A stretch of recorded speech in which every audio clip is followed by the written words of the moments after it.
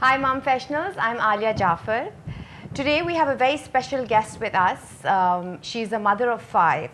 She started off as in the finance industry, went on to becoming a social worker, and now is a therapist. Hi. How are you? I'm good. You've reinvented yourself really over the past 20 years.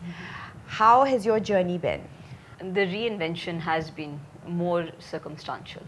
So it wasn't something that I planned on doing. I mean, yes, my heart had always been in development, and I'm happy where I am right now. But initially, I just wanted to be a cutthroat, investment banker, sitting someplace in Wall Street and making lots of money. So that's how I started off. And along the line, I learned to find myself and find what it was that I truly wanted to do. I'm a LUMS graduate. I was working in Karachi for a year at a brokerage house, learning a lot, and my parents decided to, uproot me and move me to London, which, for some is a dream come true, and for me it was a challenge. How old were you? I just graduated, so I must have been like 22, Okay. 22, 23.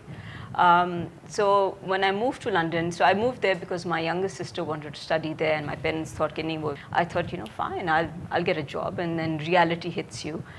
First of all, I think that our generation has seen some of the most number of recessions that any generation might have seen. Yes. So, you had the dot boom crash, Asian, female, young, and no foreign qualification. And I landed in London and started looking for a job. And that's when reality hit me that I was not creme de la creme. and I got rejected from McDonald's for being overqualified. Okay. I finally got a job as literally as a data input clerk, where the person who was working alongside me, qualifications might have been that, I think, of a high school graduate, and experience had been that of a nanny, and got promoted before I got promoted, and I was extremely upset.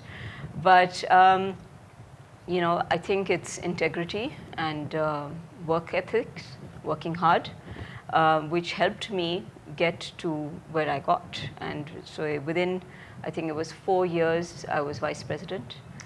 Within 6, I had been offered to become a director at Deutsche Bank, and I did some amazing stuff over there, some things that I never thought that I would dream of ever doing, which I thought were very much a man's world.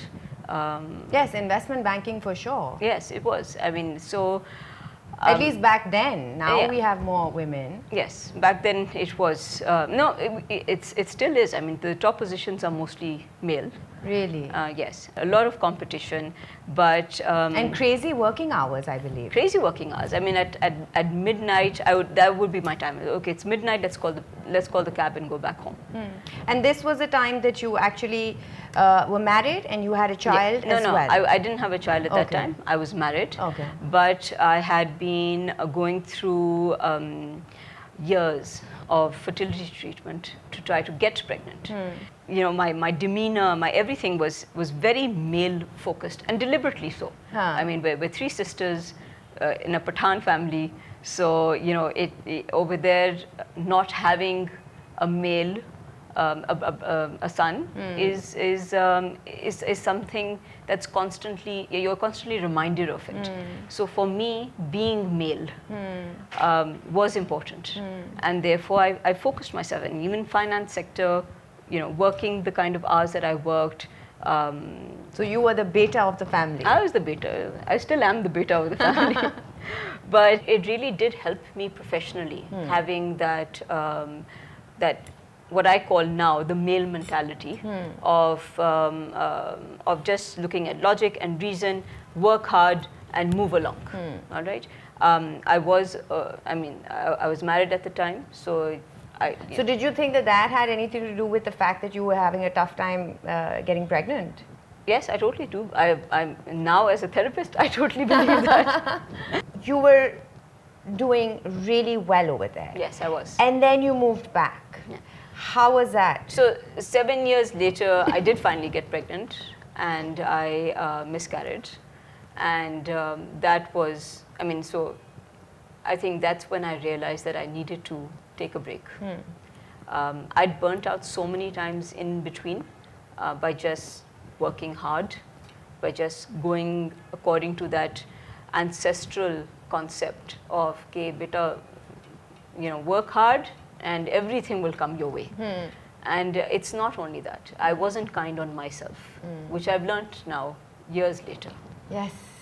That you do need to be kind to yourself. I think we always learn about being kind to others, and we forget the self, and we're the hardest on ourselves. Yes. So later on, years later, when I went into therapy, and that's when one of the things that my therapist said to me, they said that, you must be one of the best employees that someone can have. And I was like, yes, spot on. I totally am. But I mean, what do you do for yourself? And I was blank. I had no idea what I did for myself. So, so there was a passion for the work that I did. I really enjoyed it. I enjoyed the challenge. I enjoyed the success. There were a lot of privileges that I got along with it. When we made the decision to move back to Pakistan, I think the real reason why I moved back was because I just burnt myself completely to the ground. And I'd made enough money. As a matter of fact, Deutsche Bank continued to pay me for 9 months after I had left them, just so that I would, because they negotiated with me when I said that I wanted to leave after the miscarriage, and they said, no, just stick on with us for another 6 months and we'll pay you for 1.5 years. And I said, okay, sure. Why not? Why not?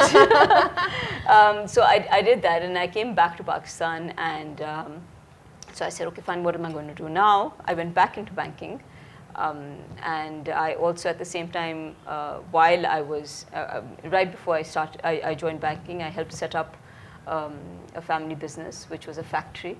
Okay. Yes. So I became an entrepreneur at that point.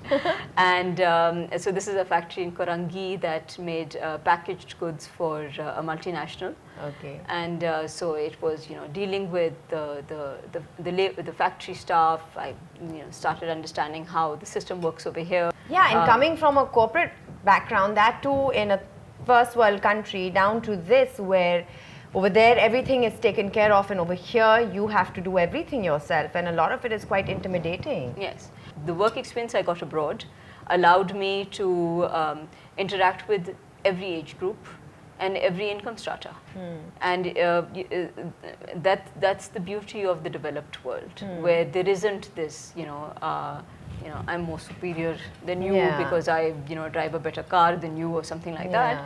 Or I'm more educated than you or whatever. So and yes, I mean, I sat with the factory workers and had khana with them, and then I, met with the multinational people and had khana with them, and I was able to interact with both. So I had that confidence, but I was still very young. I think I was 30 at the time. And trying to be boss. Great age, by the way, to start your own business. Yes, exactly. But then I handed off the business to the rest of the family, and I went back into banking because at the end of the day, that was bread and butter. So how did that work out, going back to work after becoming an entrepreneur? Like, how long did you do this for? For a year. For a year. For a year. Okay. And then, but you see, working in a multinational bank at the end of the day, I mean, I moved to Standard Chartered. You get your medical cover, you get the car, you get the mobile phone. So we needed those privileges at that time. And so I moved back to banking. When I moved to England, and I was this young Asian Pakistani qualified graduate who wanted a job, and they said, well, you don't have the relevant work experience, right? And when I moved back after 7 years of doing a lot of pan-European transactions and meeting, dealing with somebody in Italy one day and dealing with somebody in Sweden the next day, having a team of 60 people under you, so all of a sudden coming back over here and being told by some some chap that, oh, you don't have the relevant work experience. I was like, really? You think so? So I got demoted. As a matter of fact, when I came over here, they gave me a position of a vice president. Over there, I was a director. So I said, okay, fine, but take care. I'll pull through again, nose to the grindstone again, soldier on. All right. And so I started working, and I was at Standard Chartered for about a year when I got picked up, and my heart was always towards development, and so I moved into a DFI, a development financial institution, and I was starting up. It was Park Brunei, and so that was quite exciting because again it was very new. I had, and that was again around about the time that you had the real estate crash. So another recession. Yes, we've been blessed with lots of them. We've been blessed with them. Because I was in the financial sector. So there were constantly organizations that need to be restructured, debt that needed to be restructured, people who had over-optimistic business plans and budgets, and just sitting and working with them about how to move past that and move on is actually when I got in touch with my feminine side. Okay. Yes, and this multitasking blessing that us women have, that where I had the skill set, the knowledge base, but I had the vision to be able to look at various aspects of the business and see how they could be pulled together. My entrepreneurial experience allowed me to actually understand how a startup works and the problems that you have. And so I think that is something that, being female, we've seen our mothers manage. Yeah. My mother always used to say, I'm more of a domestic engineer than a housewife. I love that definition. I love it. I use it on I constantly use it now. So you moved from then into the back into the banking sector, but more on the development side. On the more okay. More on the development side. So these were more greenfield projects. These were startups, businesses that in industries that you needed to revive and pick up and everything. And I worked over there for, I think I was there for a good 3-4 years, and I got pregnant. Finally, with the grace of God. And my pregnancy was quite precarious. So it was like a hit and miss. I was on bed rest. I was taking calls. My work colleagues were constantly sitting by my bed, and we were doing meetings and closing these big sukuk transactions, first real estate sukuk and this and that. None of my clients knew that I wasn't in the office.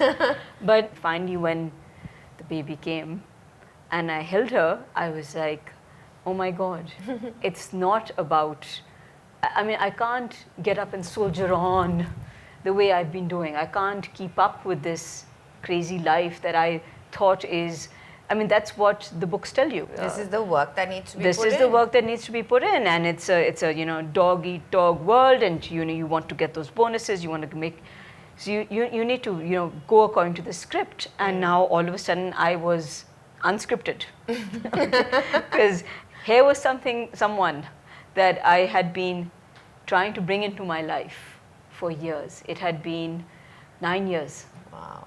From the time that I'd started trying. And I said, oh my God, I need to change things. I need to maybe lessen my pace. My boss kept saying, oh, I had a female boss, and which I thought would be a blessing. And she kept saying to me, she's a baby right now. She doesn't need you. It's when they get older that they need you. And at that time, I had all of this guilt that, okay, fine. I took my 3 months maternity. I was back in the office, except at this time, I brought the baby with me. They had this small little cupboard space, and she was there. And she came with me to work, and I worked, and I fed, and I pumped, and I did all of that. And until she turned 1, and then she needed more people interaction. The tuck of the computer wasn't enough. And so she was home, and that's when the guilt set in. That so now I was constantly, she was home and you were back at work. I was back at work, and I was constantly with this 1 foot there and 1 foot here, and I wasn't able to do it properly. But I continued for about a year and a half, quit work. And how did your boss react to that? So she said, you're being very stupid. You're making a silly mistake. She needs you when she's like, 6, 7, 8 years old. Not right now. Right now they don't know any better. She can't even see you properly. And she was right. But that's what I needed at that time. And it took a lot of courage to admit that to myself, that that this is what I want. I think this was the first time in my life I actually thought of myself. So I took a break. And then you were back. Oh yes, 2 months. 2 months, I got a call from a friend who was a college roommate and said, I've won this prize and we've come up with this really amazing micro insurance idea, and we've got grant money for it. And I'm in the US and I need somebody, and there's no one else I can trust. Erum, you have to do it. So I was like, okay. And she said, flexible as it. So I said, so I get time with the baby, I can bring the baby with me, I can work from home. And she said, yes, anything. So I was getting remunerated pretty fine, but it was a startup. And I said, I've done startups before. I've advised so many startups. I can do this one. And I did it, and it was wonderful. It was amazing. I really, and from being someone who was advisory constantly, I actually went on to more of a sales-driven role. And I managed to do it with, she was older. She started preschool, and I was there for the pick and the drop, for sure. And I would do the pick and drop. It's what, Alia, it's all about organizing yourself properly, right? So and it was microinsurance. So it was a new product in the market, it was talking to the microinsurance people. Then it was going to corporates and selling that microinsurance for them. It was a startup, so also managing the staff on the ground. And it was great. I found that work-life balance. It's never perfect. And coming from a very perfection-driven script, I learned along the way.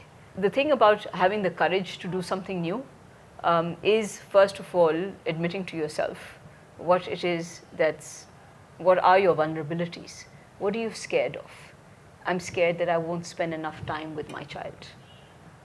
I'm scared that I won't be able to justify the pay that they're giving me. I'm scared. And sometimes just saying to yourself that this is what I'm scared about helps you make that roadmap of, okay, fine, I'm scared of this, and what am I going to do about it? How am I going to make it enough for myself? Because it's never going to be perfect.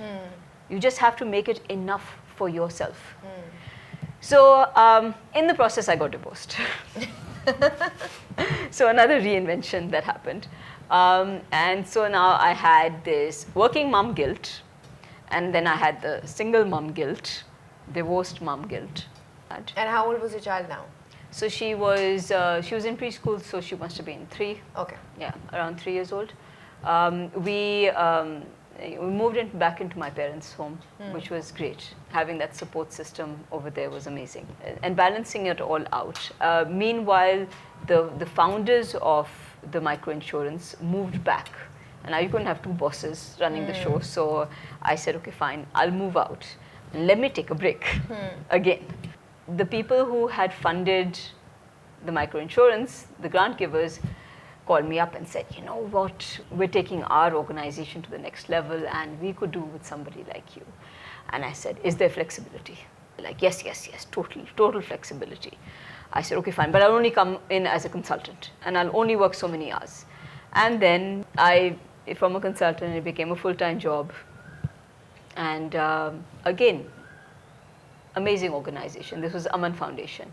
And this was right when Aman was being set up. And you had someone like Arif Naqvi, who was, your mentor over there. He was the main trustee and introduced me to a lot of people. I met Bill Gates. Wow. Yes. What was that like? Amazing. Amazing. We got him to invest in Pakistan, and that was pretty awesome. I attended a forum with Bill Clinton. So yeah, I can do quite a few name droppings over here. But no, it was awesome. Aman has done amazing work, and it gave me a lot of pleasure. Having worked with them and coming up with all of those organizations. And again, it was about structuring and project financing and how to make them sustainable, etc. So my heart had always been in development, and this was development for me. And so I worked over there for a good 3 years, and then the little one had become old enough to say, Mama, I don't want presents and I don't want holidays. I want you, Mama. Seriously? Oh yes, the guilt of she's super awesome at that one. Okay. And I said, bas, now this is enough. I quit work. You know, it had been 15 years, and I said, fine. And I'm going to take it easy. Maybe become a consultant. I've gotten enough work experience. While I was working at Aman and during the whole divorce and everything, and I went into therapy, and then I did a course in therapy, and I really enjoyed that. So I said, okay, let me continue on, and I did the diploma as well. And I said, okay, fine, you know, this is something I can do as a mom, and you know, be at home and become a therapist. And during this time, that's when I learned to really know what it was that I wanted. And that means tapping into your vulnerability. So the courage it took to actually look inside and help myself versus helping others, I don't think I have done a more difficult journey ever in my life. But having said that, I think it was 2 years into my divorce that I got remarried. And now I am a mother of 5. So we have our his, hers, and ours. Well, they are all ours. And I have a 3-year-old. And I had a baby at 40, got in touch with my feminine side even more. But I had this brain that was constantly tick-tocking about how I need to use my brain and how I need to work hard, that work hard. So while I have learned to challenge myself and my intelligence and my contribution, I've learned now that even being at home, being a stay-at-home mom, I can still be a very, very productive member of society.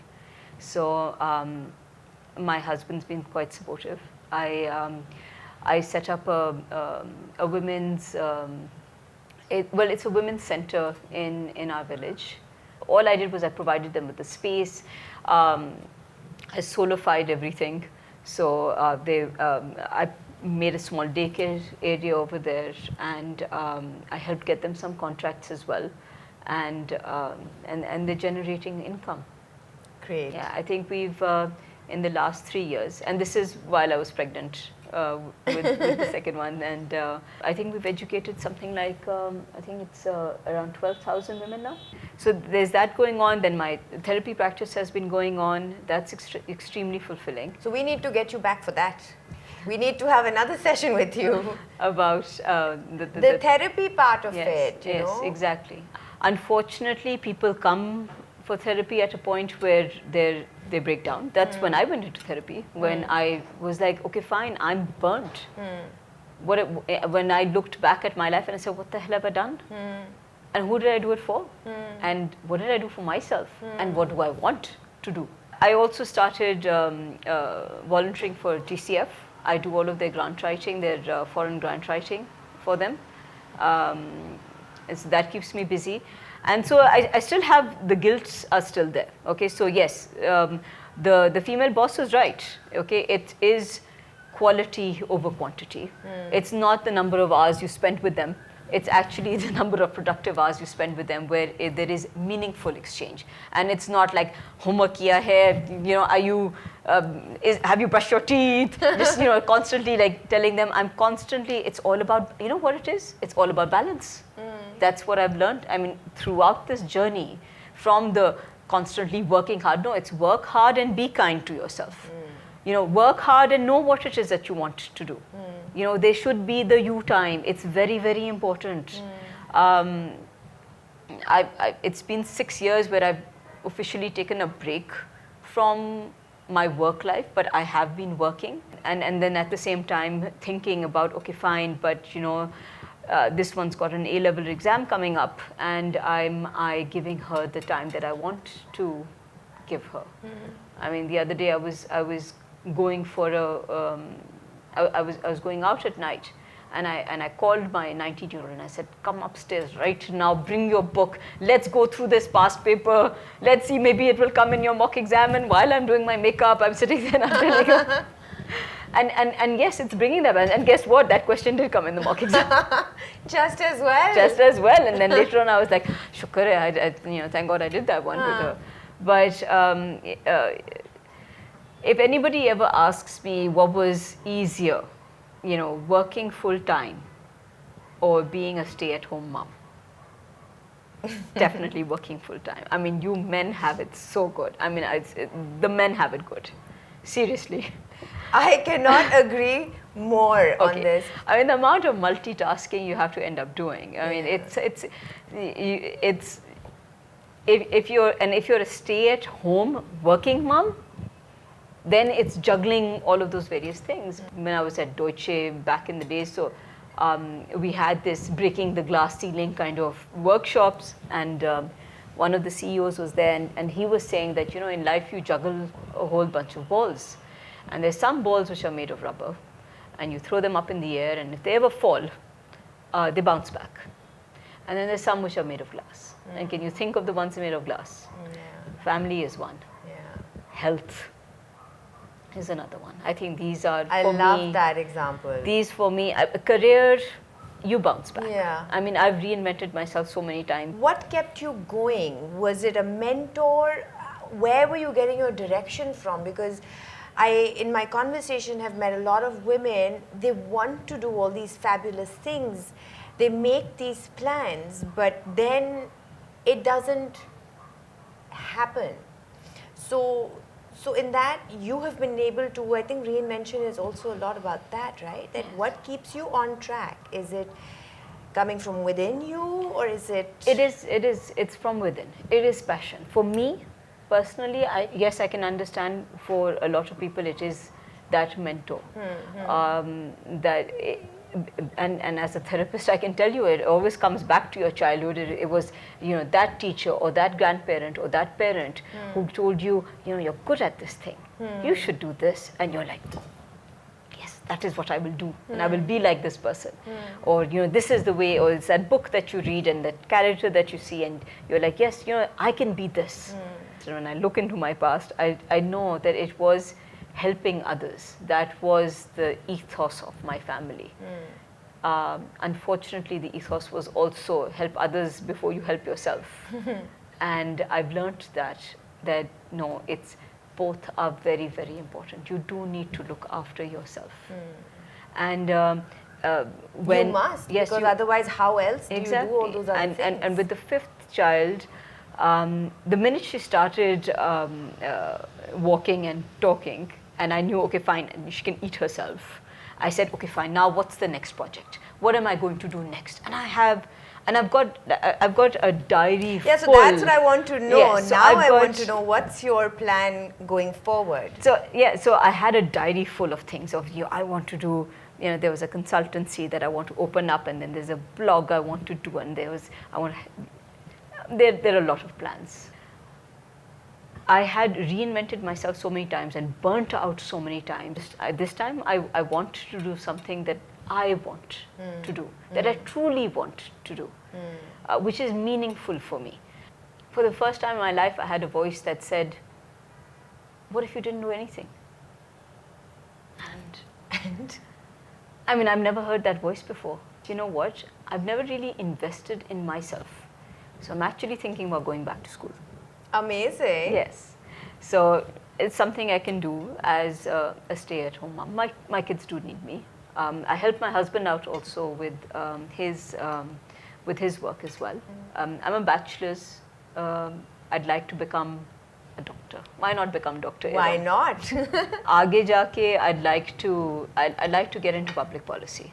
I think I have a lot of experience, and I've met and I've been introduced to and interacted with a lot of different people, a lot of different organizations, and I think that I can add value. Reinvent. Great, and then I'm going to have you back on reinvent board. myself. Yes, and I'm going to have you back on board for a follow-up session, maybe in a year's time, and see where we are then. I think that would be great. Fun. Thank you so much, Erum. I'm so glad you could join us today. Thank you for having me. And you know, it's incredible that I've known you for years and I didn't know all these things about you. And which is what's so fascinating, and that's the part that I'm loving about this group, because it's helping me get to know people who I've been seeing for years and I never knew all the incredible things that they're doing. So please write to us if there's any suggestion, your experiences, let us know. We would be very happy to hear. Thank you.